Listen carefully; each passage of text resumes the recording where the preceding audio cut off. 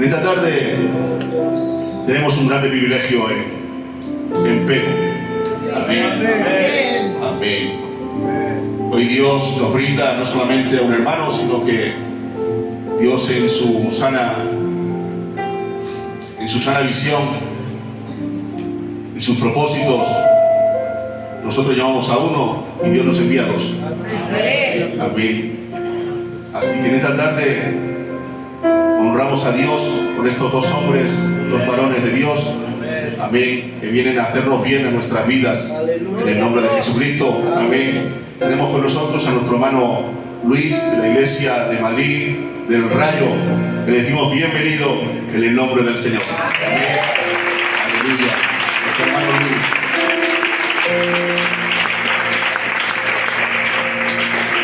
Amén. Viene acompañando a nuestro hermano David.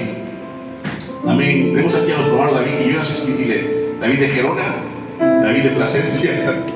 Amén.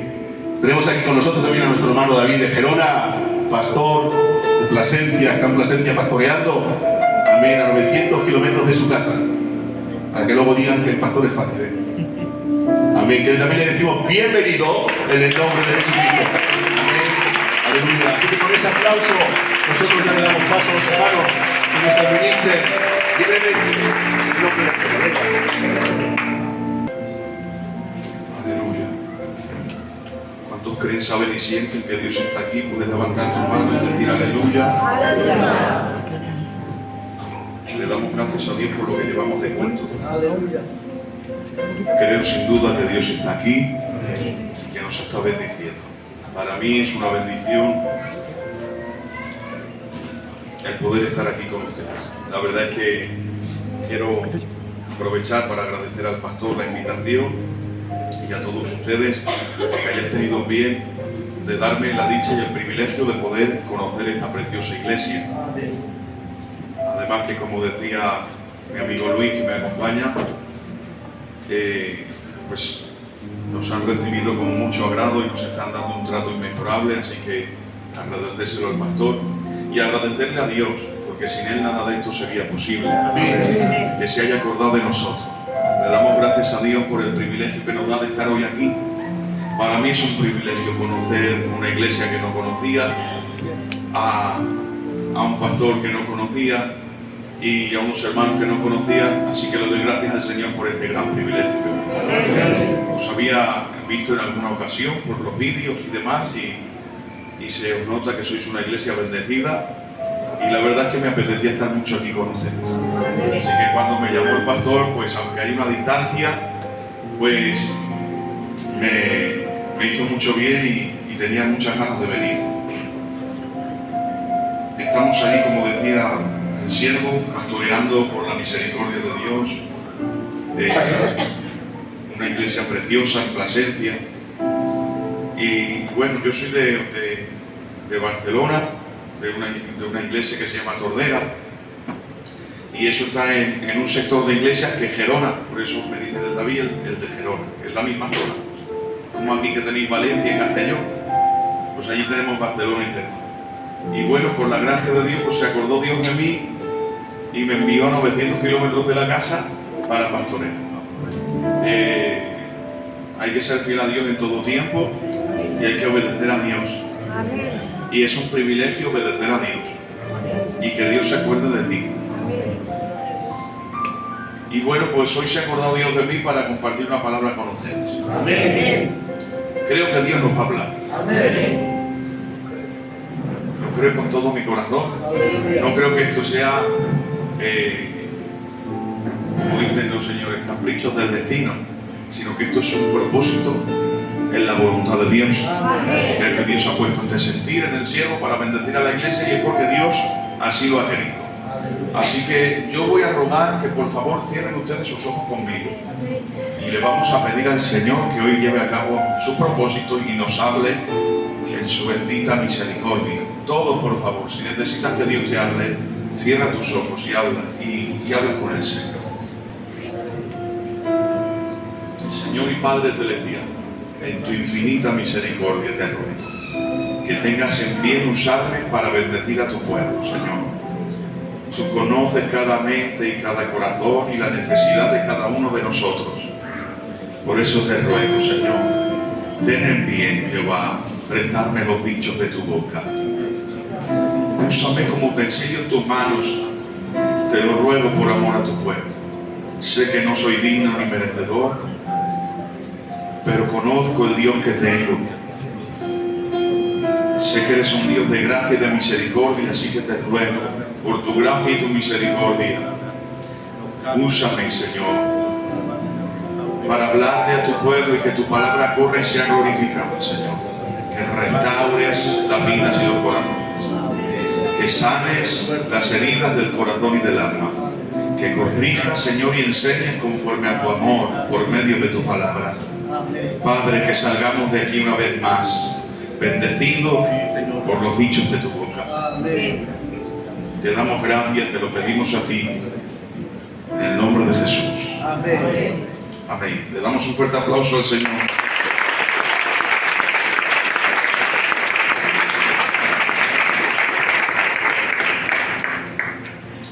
Vamos a ver la palabra Segunda de Corintios, capítulo 12, verso 7.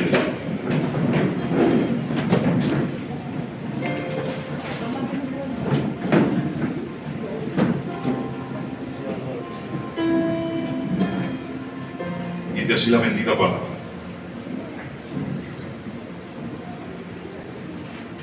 Y para que la grandeza de las revelaciones no me exaltase desmedidamente, me fue dado un aguijón en mi carne, un mensajero de Satanás que me abofeté, para que no me enaltezca sobremanera, respecto a lo cual 3 veces he rogado al Señor que lo quite de mí.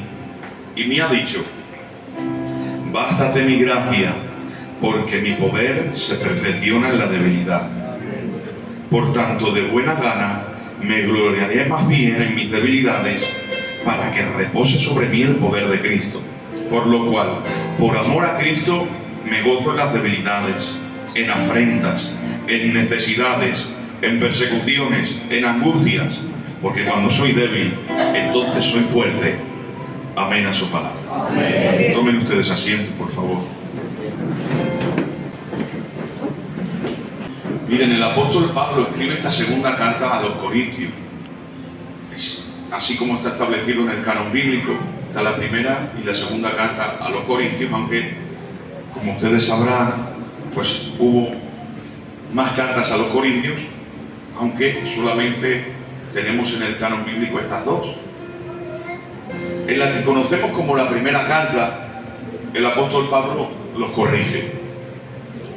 La iglesia de los Corintios, esa iglesia populosa, donde están los 9 dones, donde están los 5 ministerios, donde están siendo grandemente bendecidos, ellos que están gozando y que presumen tanto, el apóstol Pablo les envía una carta y los corrige.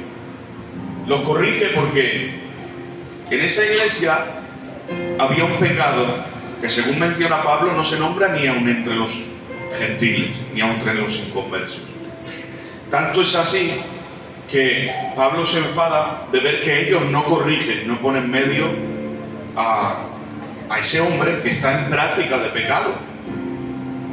Y los corrige por medio de esta carta y les dice: coger al tal y echarlo fuera de la iglesia, echarlo en manos de Satanás.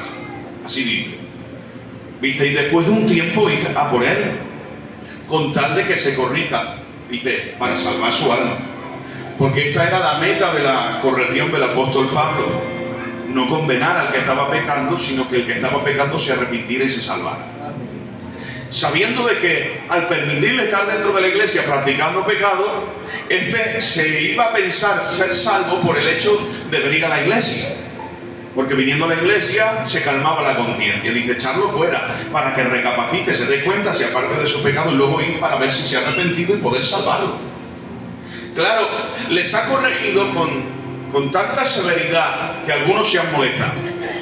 Empiezan a hablar de Pablo y dicen: ¿quién es este que nos corrige de esta manera? ¿Y por qué no ha venido en persona a corregirnos? Como si a Pablo le faltara carácter. Cuando el apóstol les dice: no fui en persona para no enfadarme aún más. porque si hubiera ido en persona los hubiera corregido aún con más vehemencia, pero les corrigió con cartas para no avergonzarlos y para no enfadarse aún más con ellos. Él es un padre que está dolido de ver que están consintiendo cosas que él enseñó que no se tenían que consentir.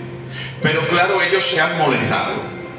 Se han molestado, no sé quizás el motivo y la razón exacta, porque quizás en esa reprensión, pues ¿quién me dice a mí que en esa iglesia quizás este que ha sido corregido no tiene amigos o familiares? Y claro, no todo el mundo tiene la madurez de saber aceptar una corrección. Les voy a decir algo, ¿vale? No todo el mundo merece ser disciplinado aun cuando hace actos disciplinables. Porque el ser disciplinado es un privilegio que solamente merecen los que son hijos. Porque yo no corrijo a los hijos de nadie, yo corrijo a los míos. Y cuando se corrige de esa disciplina, entiendes que es un privilegio que tienes por el hecho de ser hijo. Pero hay gente que se molesta cuando es disciplinada y es porque no entiende que es un derecho como hijo. Que la disciplina no es un castigo, eso lo entiende así un niño que no entiende que lo que está haciendo el padre es un bien para él. De ahí que los niños se enfadan y patalean. Y el que se enfada cuando es corregido es porque no tiene madurez. Pero cuando uno ha madurado entiende que ser disciplinado es el privilegio que conlleva pertenecer a esta casa. Y es por eso que hay veces que hay quien lo hace mal y dices, déjalo, no lo corrija. ¿Por qué? Porque asiste a la iglesia, pero no es hijo. El que entiende que cuando se le disciplina se le está dando un honor es porque entiende que el ser hijo conlleva que mi padre me corrija. Luego, si mi padre me corrija, no me enfado, me alegro, porque el que me corrija es que me está considerando su hijo.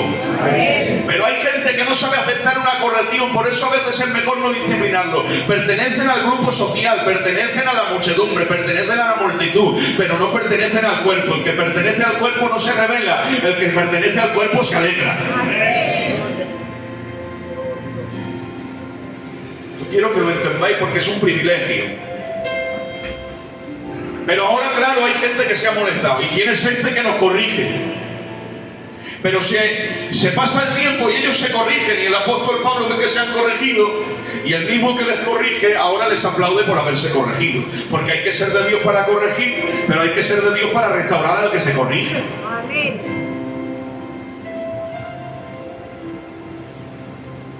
¿O no?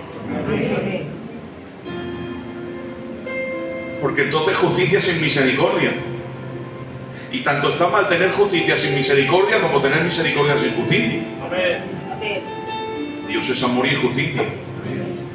Y ahora les aplaude por haberse corregido. El apóstol en cierta ocasión escribe, Timoteo le hace llegar un mensaje y le dice, los de Corintios te aman más que antes. Y dice el apóstol Pablo, yo mismo casi me arrepiento de haberos corregido con tanta dureza. ¿Por qué? Porque no entendía. Pablo, no eres tú el que lo está corrigiendo, es Dios que te ha enviado a corregirlos.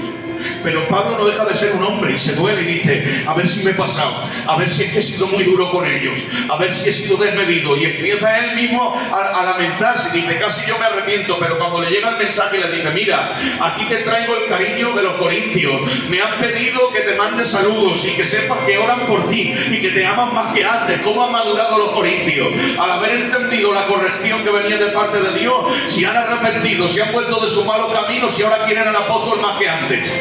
Y entonces el apóstol Pablo dice, gozoso, ahora entiendo que la tristeza del mundo produce muerte, pero la tristeza que según Dios produce arrepentimiento para vida. Por lo tanto no me lamento de haberos corregido, sino que le doy gracias a Dios que me usó para corregiros, pues los que estaban antes haciendo las cosas mal, ahora hacen las cosas bien. Os enfadasteis, pero ha servido para que os corrijáis. Y vale la pena que se enfaden los hombres antes que se enfade Dios. Es mejor que se enfaden los hombres a que se enfade Dios, ¿eh?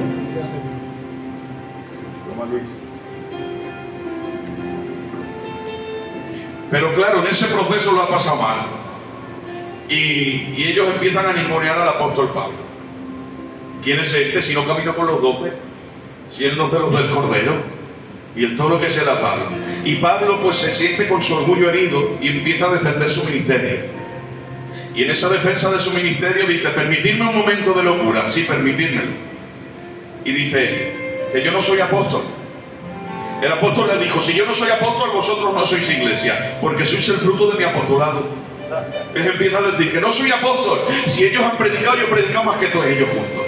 Si ellos han sufrido, yo he sufrido más que todos ellos juntos.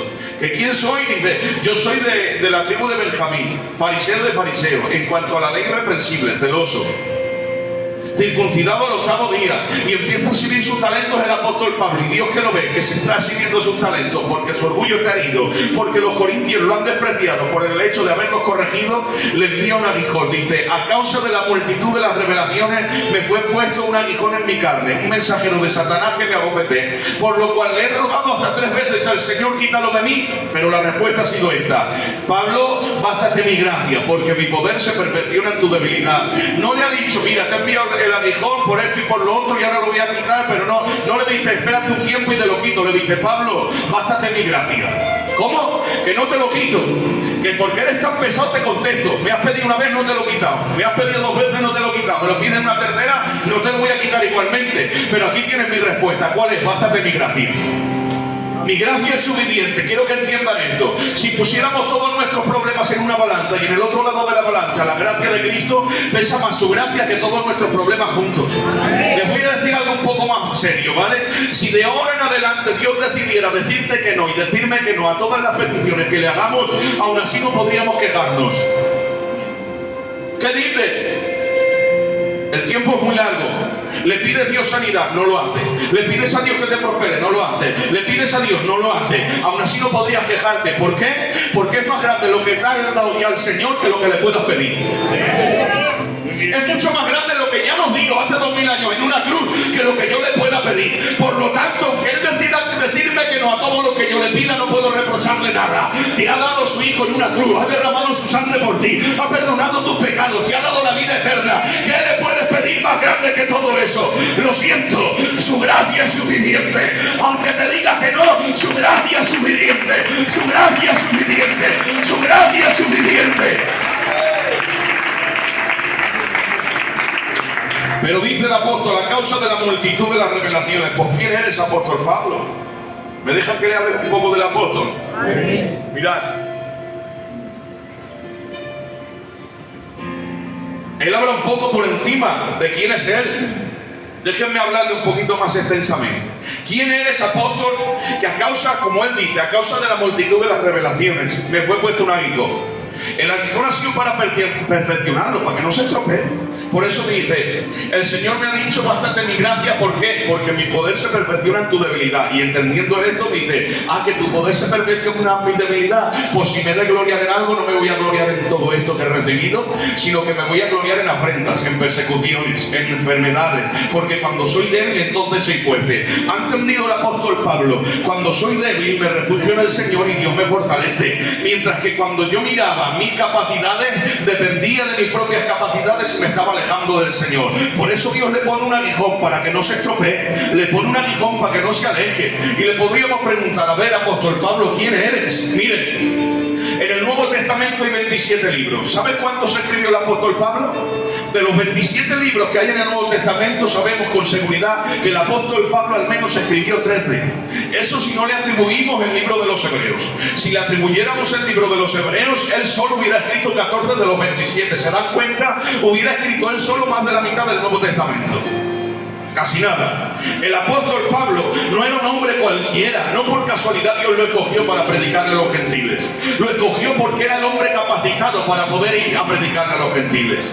El apóstol Pablo se crió a los pies de Gamaliel, el maestro más importante de aquel entonces. Él tenía acceso a una de las 3 bibliotecas más importantes de aquel entonces. Había sido criado en Tarso entre gentiles, pero se había conservado puro como un hebreo. Él iba a estudiar con Gamaliel, pero se vivía entre los gentiles. Aprendió el negocio familiar, tejía tiendas y vivían de una forma adinerada. Él tenía la ciudadanía romana. Por eso cuando le golpean le dice: ¿por qué me golpeas? Soy romano. Dice el soldado que le golpea: ¿cómo has hecho para ser romano? Yo obtuve esto con una gran suma de dinero. Era muy difícil. Dice: yo lo soy de nacimiento. Es que él vivía en una familia que era una familia de dinero importante, de estudio y distinguida. Y él ha crecido, hermanos, estudiando y tiene la capacidad de irse a predicar a los gentiles gentiles. No ha escogido a Pedro porque es un pescador que no entiende de letras, no está capacitado y además tiene unos principios raciales que se lo impiden. Pero el apóstol Pablo se ha criado entre gentiles y ha estudiado con Gamaliel.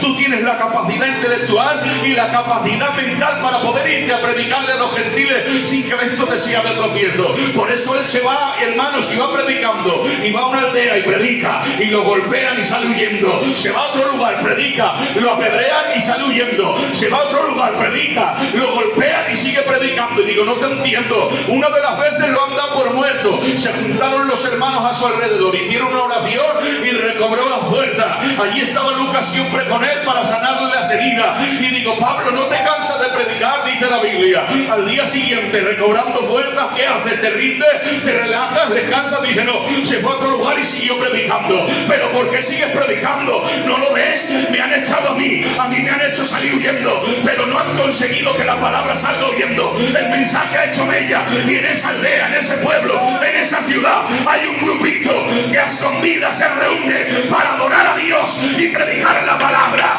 ¡Gloria a su nombre!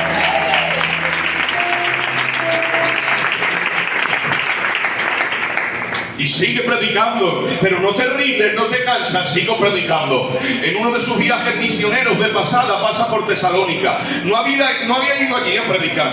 Así me escucho, ponme lo que me escuché yo, por favor. No había ido a predicar allí, está de pasada. Pero claro, el apóstol ya sabe, no aprovecha cualquier oportunidad. Está en Tesalónica y mientras espera a sus compañeros de viaje, se da un paseo por aquel lugar.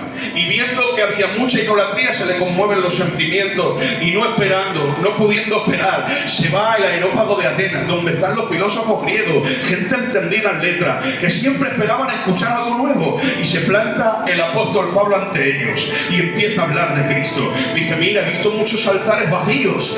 Hay muchos altares llenos de ídolos, pero hay uno que está vacío. Y habéis puesto al Dios no conocido. Yo sí lo conozco y os voy a hablar de él. Ese es uno que murió en una cruz y al tercer día resucitó. Y ellos dicen, te has vuelto loco, Pablo. Las muchas letras te han vuelto loco. Pero el apóstol sigue predicando y dijo, los judíos piden señales y los griegos palabras de sabiduría, pero este es el mensaje que tengo. ¿Cuál es? A Cristo y este crucificado. Pablo no perdía el tiempo. Está preso, hermano, después de que ha naufragado en más de una ocasión y lo ha pasado mal. Está preso y dice, apelo al César, y de camino a César, de camino a Roma. Se lo están encarcelado durante mucho tiempo y hay un rey llamado Agripa que dice, hay un judío preso, y dice, traerme lo que me entretenga. Sale el apóstol Pablo, lleva allí un tiempo largo en la cárcel, está enfermo de la vista, está pasando hambre, ha sido muchas veces golpeado, el frío de la cárcel ha causado mella en los huesos, está pasándolo muy mal. Digo, Pablo, podrías rendirte y decir, mira, que todo esto lo han alborotado los judíos, yo me voy a Jerusalén, yo me voy a mi ciudad, yo voy a predicar como los demás judíos. ¿Por qué tengo que estar yo preso? ¿Por qué me tengo que ver yo aquí? Podrías rendirte, pero Pablo se planta ante el rey Agripa. ¿Sabéis quién era Agripa? Herodes Agripa, hijo de Herodes el tetrarca y nieto de Herodes el Grande. Herodes el Grande, en los tiempos que nació Jesús, quiso matarlo. Por eso José se fue huyendo a Egipto. Digo, qué pena, has tenido el privilegio de ser el rey en el día en que nació Jesús y lo persigues para matarlo. Su hijo, el tetrarca, ¿sabéis lo que ha tenido el privilegio? Cuando Jesús está encarcelado, Pilato dice, llevárselo a Herodes, se lo presentan ante él y tienes la oportunidad de que Jesús te predique, pero le dice, hazme un milagro, entretenme. Has confundido al autor de la vida con un bufón que haga milagro para que te entretenga, pero Jesús no lo quiso entretener. Jesús es la palabra andante, él no puede hacer milagros para entretener a un rey, él solamente predicaba y no ha aprovechado la oportunidad, ni uno ni el otro. Y ahora el nieto tiene otra oportunidad, no tan importante como la del padre ni el abuelo, porque no era Cristo, pero tiene al apóstol Pablo, a la pantera del evangelio. Cristo es el león de la tribu y el apóstol Pablo la pantera, y le dice, Pablo, ¿qué haces aquí?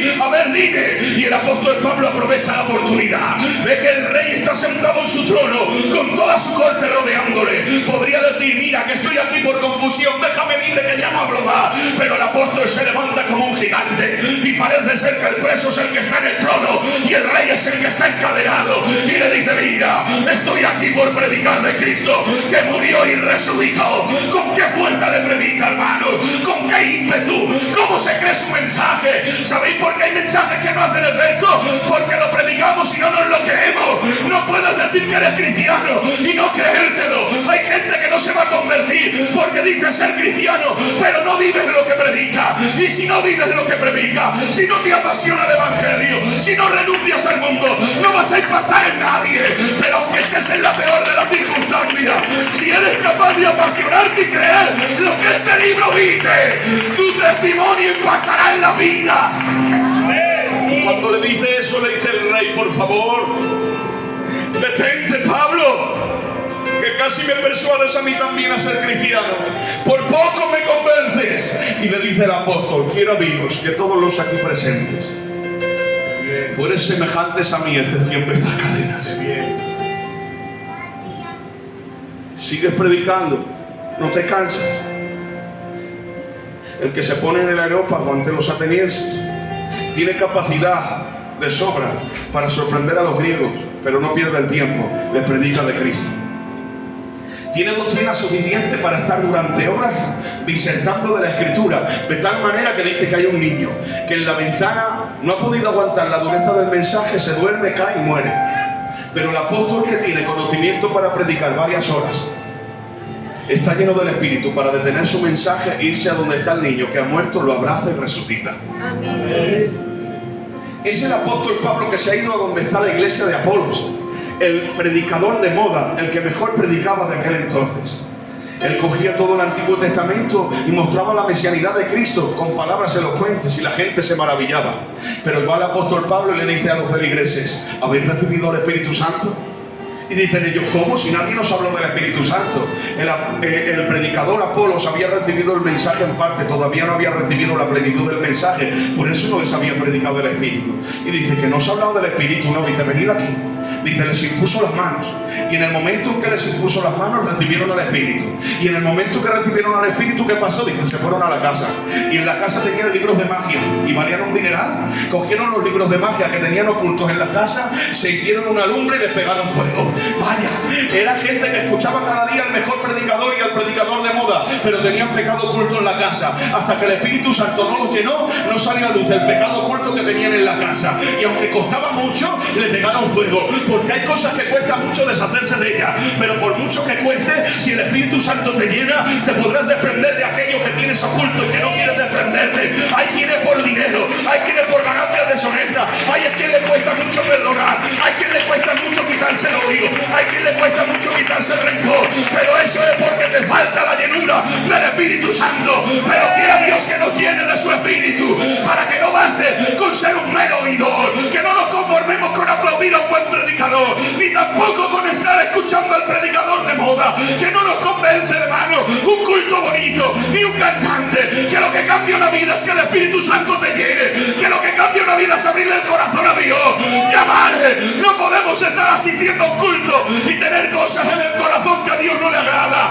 Quiera Dios que nos cambie, quiera Dios que nos arrepintamos. ¡Gloria a su nombre!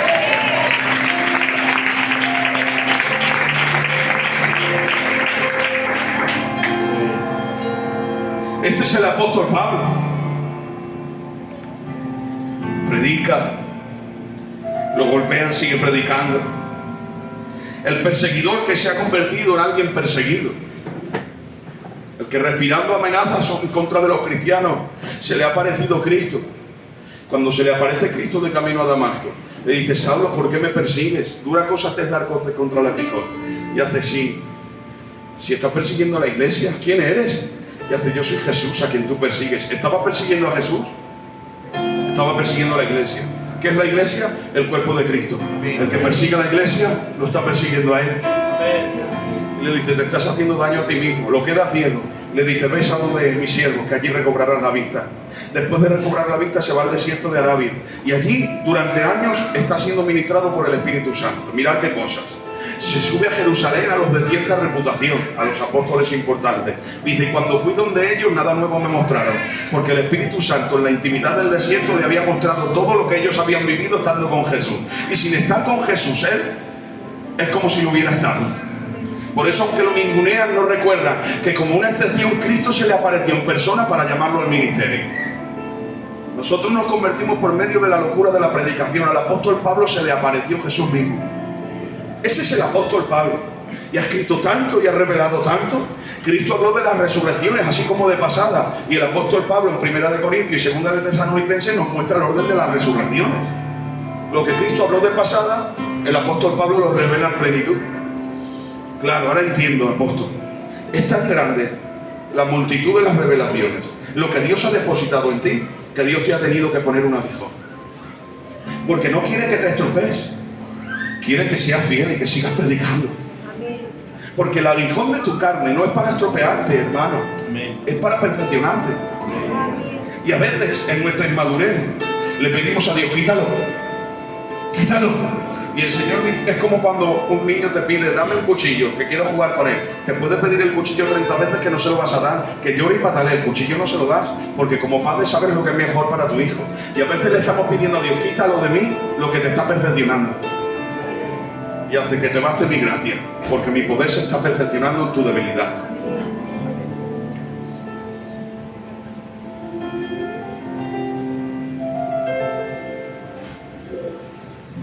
Sigue predicando el apóstol después de haber naufragado, después de haber apelado al César, se lo llevan a Roma. Estando en Roma, se alquila un piso y allí está en arresto domiciliario y sigue predicando. Más tarde lo vuelven a encarcelar y lo meten en una cárcel y sigue predicando. No hay quien te aguante, ¿eh? Ni la cárcel, ni los golpes, ni las heridas. Dime qué es lo que te están pidiendo ser cristiano. Dime qué es lo que te hace levantar quejas. Dime qué es lo que te roba la comunión. Dime qué es lo que está haciendo el enemigo para que no te pongas de rodillas y leas la escritura. El otro día predicando lo dijo. Daniel dijeron en los tiempos de Daniel, el que ore lo matamos. Y se puso a orar. Ni con amenazas de muerte podían impedir que orasen. Hoy en día no nos tienen que amenazar de muerte. Nos ponen un Netflix delante o nos dan un móvil con un TikTok y se acabó la oración. No hemos tenido tiempo de orar, según nosotros, pero hemos tenido 4 horas de Netflix y 4 de TikTok.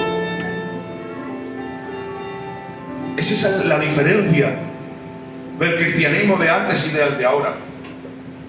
A ellos los mataban, literalmente. A nosotros nos está matando el entretenimiento, el afán, la ansiedad, el querer tener más que los demás, el vivir acomodados. Pero mirad el apóstol Pablo, lo meten preso y tuve el privilegio, pastor, de estar en la cárcel de Roma donde estuvo Pablo. Mirad.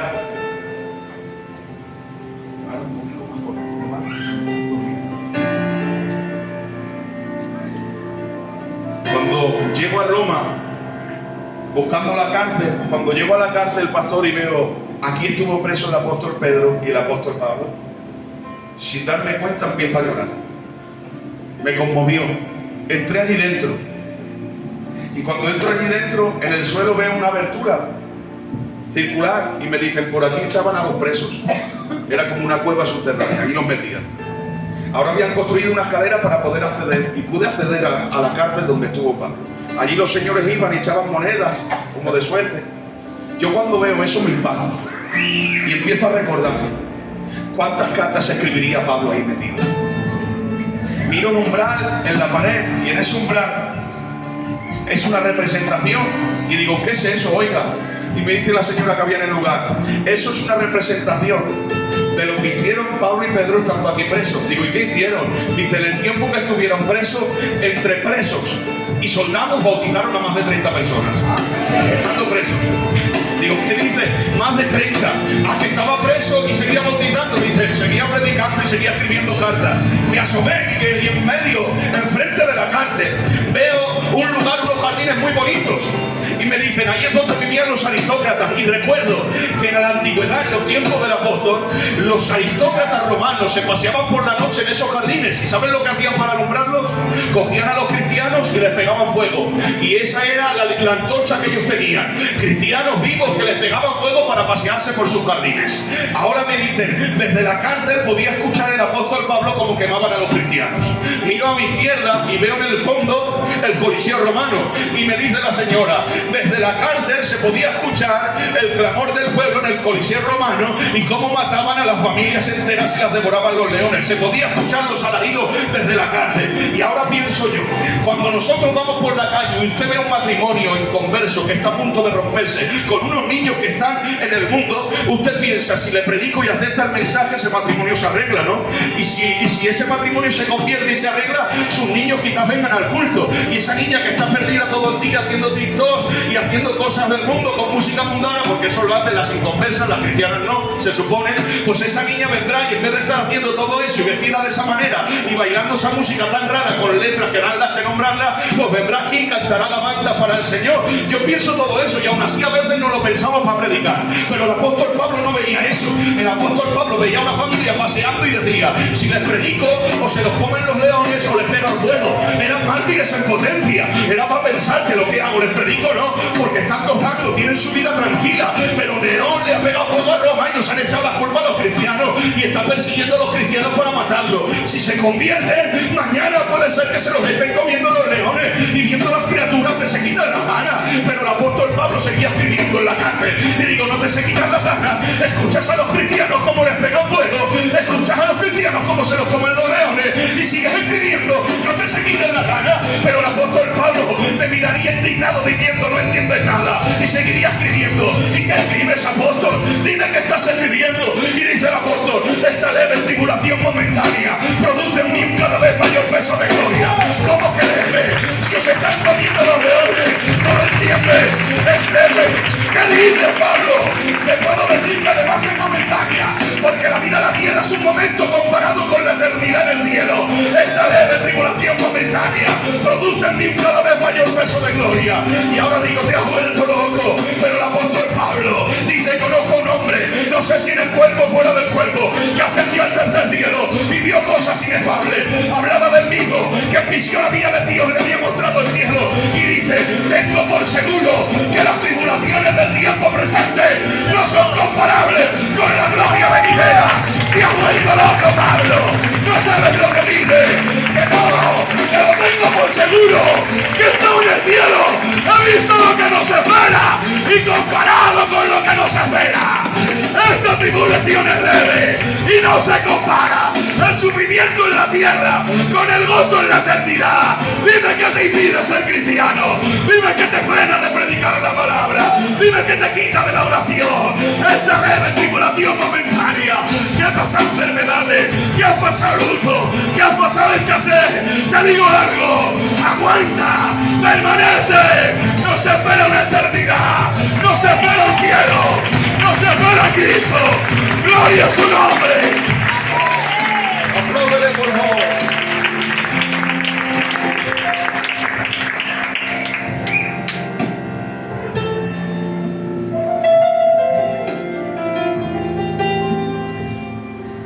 Tengo por seguro. No lo creía, lo tenía seguro. Que las tribulaciones del tiempo presente no se comparan con la gloria venidera. Pero no los escucha gritar. No te se quitan las ganas de escribir. Pero cada vez que escuchaba el apóstol Pablo un alarido, él no decía, pobrecito, otro cristiano que ha partido, que lo han matado. Decía, otro que ha llegado a la meta. Esto es para masticarlo. Él no decía, pobre tico, otro que han matado. Él decía, otro campeón que ha llegado a la meta. Por eso dice el apóstol, he corrido la carrera, he llegado a la meta. Dice, por lo demás, me espera la corona de vida que Dios ha prometido a los que le aman. Él no entendía, soy un pobrecico, mirad cómo me veo. Por tanto predicar estoy preso, me van a quitar la cabeza. ¡Ay de mí! Él no se veía así, él se veía como un campeón que estaba llegando a la meta. Me recuerda a Cristo cuando cargaba con el madero y hay unas mujeres llorando por él y se las queda mirando Jesús y le dice, no lloréis por mí, llorad por vosotras y por vuestros hijos. Yo no soy alguien digno de lástima, yo no voy a morir en la cruz como un simple malhechor. Yo soy un campeón que va a dar su vida por amor a vosotros. Los cristianos no dan pena, los cristianos somos gente que llega a la meta.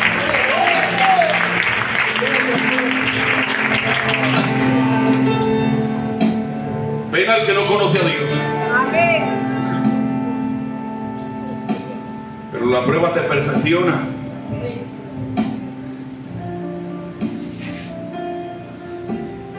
apóstol, me gustaría saber cuál era el aguijón. No lo sé con seguridad. Hay quien dice, pues, dice un aguijón en mi carne, un mensajero de Satanás que me abofeté. Hay quien dice quizás era un poseído. Hay quien dice, que yo no lo creo, hay quien dice que quizás era su pasado que le atormentaba por haber matado a tantos cristianos. Otros dicen que podría ser una enfermedad en los ojos.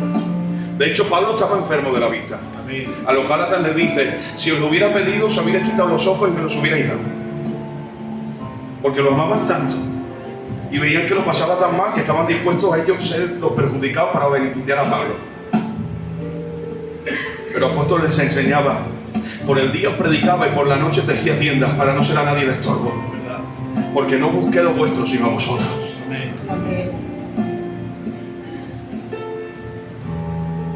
No sé cómo hay gente que se atreve a predicar el evangelio de la prosperidad, que el Señor los saque y los reprenda. Dice, no busqué a vosotros, no a los vuestros sino a vosotros. Bueno, pues supongamos que es la enfermedad en sus ojos. ¿Te ha impedido, Pablo, predicar esto, el evangelio? Dice la Biblia.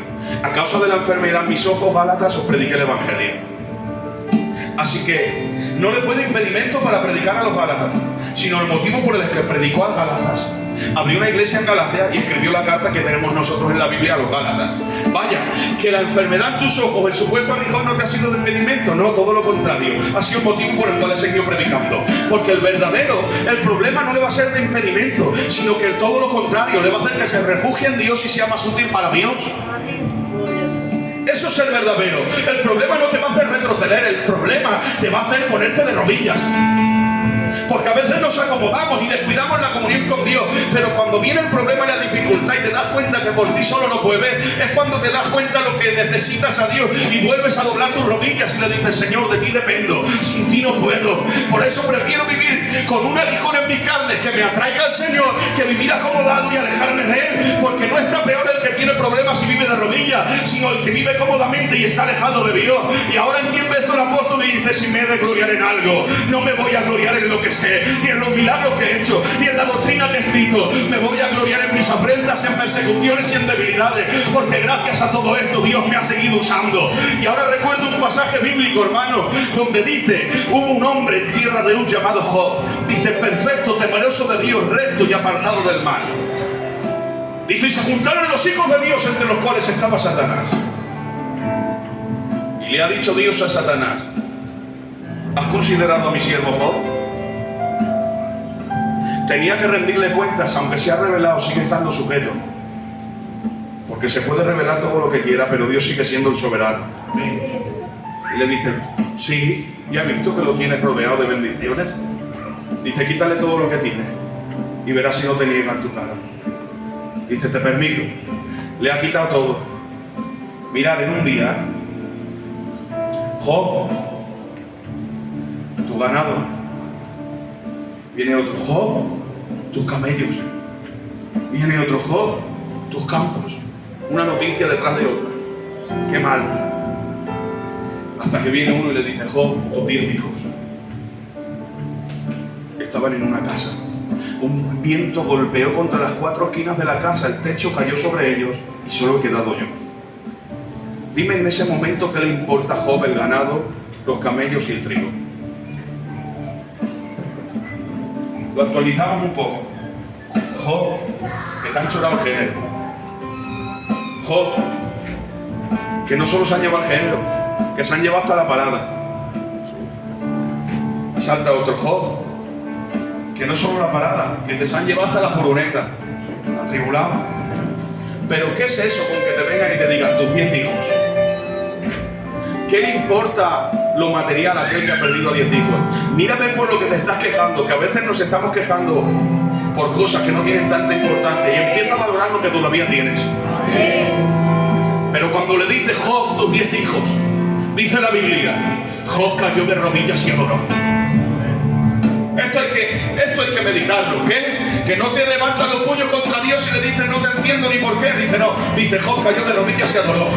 Y ahora la mujer indignada le dice, ¿pero qué haces, Job? Maldice a Dios y muérete, ¿eh? ¿Qué haces? Aún sigues con tu integridad. Y le dice él, como cualquier mujer fatua has hablado. ¿Sabes qué quiere decir fatua? Como cualquier mujer falta de entendimiento has hablado. Porque lo que le faltaba a ella era entendimiento. Hemos jugado a la mujer muy a la ligera diciendo, vaya mujer esta, ves que había perdido 10 hijos. ¿Cómo queréis que esté? Pues se está rabiando y no entiende cómo su marido puede seguir adorando el día que han perdido 10 hijos. Ella espera que él también esté indignado y con queja, pero al verlo adorar se indigna y dice no te entiendo. Y ella le dice, has hablado sin entendimiento. ¿Por qué? Porque tú estás revelada, porque piensas que has perdido a tus hijos para siempre, pero yo sé que mi Redentor vive. Yo sé que mi Redentor vive. ¿Qué dice Job? Que no tenía nada. En lo bueno le adoro y en lo malo no. Desnudo vine del vientre de mi madre y desnudo vine allá. Job ya estaba hablando de la eternidad. En el principio de los tiempos ella creía en la resurrección. Por eso ella no tenía el entendimiento que tenía Job. Por eso ella se revela. Pero Job permanece. ¿Sabes quién se revela?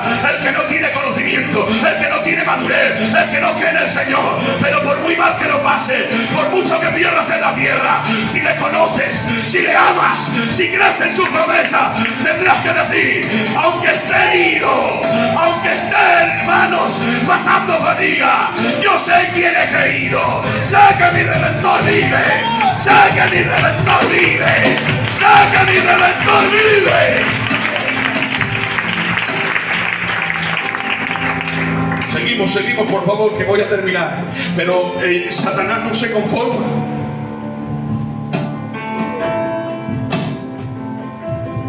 Y le dice, déjame tocarlo. Necio, después de perder 10 hijos, ¿qué te importa tocarlo? Tócalo, pero consérvale la vida. Una sarna maligna de los pies hasta la cabeza. Se rasca con una teja. La mujer llorando de casa en casa, desesperada, pidiendo consuelo. Y Job, el que la gente se tapaba la boca para hablarle, el que agachaba la cabeza por respeto cuando pasaba, ahora ese Job ni él mismo puede aguantar su propio aliento. Y enfermo de los pies a la cabeza, vestido con el luto de 10 hijos, dice que se fue al muladar. Perdónenme, al vertedero municipal. Era el único lugar donde se sentía cómodo. Aquí puedo estar. Me da vergüenza estar en las casas. Me da vergüenza estar en público. Yo no puedo estar rodeado de gente. No me soporto yo. ¿Cómo me van a soportar los demás? Los que antes me respetaban, ahora menean su cabeza y me miran con desprecio. Se va al muladar y dice que aparecen sus amigos. Y cuando lo ven de lejos no se pueden creer que sea él. Al verlo, ellos rasgaron sus vestiduras y tiraron tierra sobre sus cabezas y empezaron a clamar y a llorar diciendo, no puede que ese sea Job. Se han acercado a él y cuando se acercan no pueden pronunciar palabra, porque hay quien lo está pasando mal que no te atreves a consolarlo. Hay veces que las palabras sobran, solamente necesitamos la compañía. ¿Nos ha pasado? Hemos ido a casa de alguien que estaba de duelo y has dicho, ¿qué le digo yo? Si no hay palabras para lo que está pasando, ¿qué haces? Te sientas a su lado, como mucho, le tienes la mano por encima del hombro y con eso ya le estás dando un mensaje de cariño, de ánimo, de estoy aquí. Y le estás haciendo bien. ¿Sabes qué ha pasado? Que a veces esas personas agotadas se han quedado dormidas. No queriendo dormir, del agotamiento se duermen. Y en ese rato que se han dormido, se olvidan y piensan, es un mal sueño. Hasta que abren los ojos y se dan cuenta que van de negro y que es una realidad. Han tenido un rato de descanso, pero han vuelto a abrir los ojos y la realidad los amarga, los golpea y les hiere. Job no tenía ni ese rato de descanso. ¿Sabéis qué dice la Biblia? Cuando se dormía, sus sueños eran peores que su realidad. Lo atormentaban terrores nocturnos, no tenía ni consuelo ni cuando dormía. Así de mal lo estaba pasando Job. Y ahora los amigos al lado de él durante 7 días, nadie se atreve a pronunciar palabra. Pero Job después de 7 días rompe el silencio. Acompañadme. Y ahora Job rompe su silencio, pero no para blasfemar, dice, maldigo, ¿a quién vas a maldecir, Job? No maldijo a Dios, dice, maldigo el día en que nací. Maldigo el día en que le dijeron a mi madre que ha nacido varón y le dieron la noticia a mi padre. Ojalá el vientre de mi madre hubiera sido mi sepulcro y no hubiera visto yo la luz del sol. y se empieza a maldecir a sí mismo por lo mal que lo está pasando, pero la incomprensión se lo está comiendo y solo necesita una respuesta. Y dice: ¿quién me diera a mí preguntarle a Dios? Yo me sentaría ante Él y que pusieran un árbitro ante mí, Dios, y le diría: Señor, ¿por qué me permites esto? ¿Acaso no hacía yo sacrificio? ¿No te das bien? No lo entiendo. Yo le diría al Señor y Él me respondería, y empieza a poner en tela de juicio todo lo que le ha pasado, y en medio de la incomprensión está indignado hasta que lo interrumpen los amigos y mirar el consuelo. Le dice: Job, ¿qué está diciendo? ¿Que Dios es injusto? ¿Te atreves a decir eso de Dios? Mira, Job, Dios es tan justo que si te ha pasado esto es porque merecías algo peor. Mirar el consuelo, ha perdido 10 hijos y le dicen: te merecías algo peor. Vaya consuelo. Son gente que sabe hablar mucho de Dios pero que no le conoce. Por eso aparece Dios en la cena y le dice: Job, ¿quién son estos que confunden el entendimiento con palabras de vana sabiduría? A Job lo llama por el nombre, pero a ellos le dice: ¿quién son estos? Los aparta Dios de la cena y le dice: Job, voy a hablar contigo, que me querías preguntar. Aquí las preguntas las hago yo. Y le empieza a decir Dios a Job: Job, ¿dónde estabas tú cuando puse límites al mar? Job, ¿dónde estabas tú cuando creé los mares y los vientos? Le dirás tú al orgullo de las olas: hasta aquí llegas. Le dirás tú: Job, ¿sabes cómo se forman los copos de nieve? ¿Sabes tú dónde las cabras monteses suben a lo alto del monte para dar a luz su breguece? Dime, Job, ¿le pondrás al suelo el Behemoth? ¿Cazarás al Leviatán? ¿Te obedecen los vientos? ¿Cuentan las estrellas? ¿Las llaman por su nombre? Y cuando le empieza Dios a mostrar su gloria y su grandeza, Job empieza a ver su pequeñez. No le responde a la pregunta, no le da una explicación, no le dice: ha sido por esto, simplemente le muestra su gloria. Y ahora Job empieza a decir: ahora sí, ¿qué, Job? ¿Le vas a negar? ¿Vas a blasfemar? ¡No! ¿Qué vas a decir? Que de oídas le conocía, pero ahora mis ojos le están viendo, porque la prueba no me ha deteriorado, la prueba no me acaba de perder. Al que conocía de oídas, ahora lo estoy contemplando. El verdadero la prueba no lo deteriora, el verdadero el aguijón no lo echa a perder. Señores, la prueba produce en nosotros paciencia, la paciencia produce fe. La prueba al cristiano no lo deteriora, la prueba al cristiano lo perfecciona. Dime de qué te estás quejando, porque aquello que te estás quejando es aquello que te está perfeccionando. El verdadero no va a negarlo, el verdadero no va a blasfemarlo, el verdadero va a decir: antes te conocía de oídas, pero a través de la prueba mis ojos te están viendo, mis ojos te están contemplando. ¡Gloria a su nombre!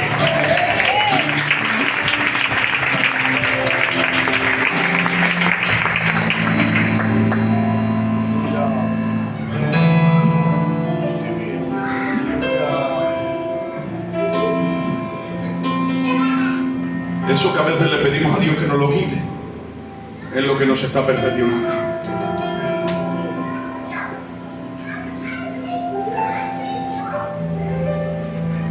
Si tuviera otra mujer, si tuviera otro marido, si tuviera otros hijos, si tuviera otra economía, si fuera mejor de salud, no busques excusas. Hay gente que está mejor, pero también otros que están peor. Tenemos la facultad, mirad esto, que en la economía me comparo con el que está mejor que yo. Y qué lástima de mí. Y me compadezco de mí mismo. Pero en lo espiritual, me comparo con el que está peor. Y digo: no estoy tan mal, ¿eh? ¿Por qué no lo haces al revés? En la economía, compárate con el que está peor y en vez de quejarte, dale gracias. Y en lo espiritual, no te compares con el que está peor para autojustificarte y calmarte la conciencia. Compárate con el que está mejor, pero no para ser un Caín, sino para tomar ejemplo de él y mejorar como cristiano. Si buscas excusas, siempre las vamos a tener. Razones no tenemos ninguna. No vivimos en un tiempo donde devoran leones a los cristianos. Vivimos en el mejor tiempo de la iglesia. Hasta ahora tenemos libertad de culto. Si sigue así la cosa, al final vamos a ser perseguidos. Tenemos que abrir los ojos y darnos cuenta. Yo creo que antes que eso llegue nos vamos a ir con el Señor. Pero está el mundo tan deteriorado que a lo malo lo llaman bueno y a lo bueno lo llaman malo. Y no podemos estar acomodados en un sofá quejándonos porque no me ha ido bien en el trabajo, porque la economía no es la que yo quisiera, o porque no puedes estar acomodado. Lucha por tu casa, lucha por tu matrimonio, lucha por tus hijos. ¿No te das cuenta?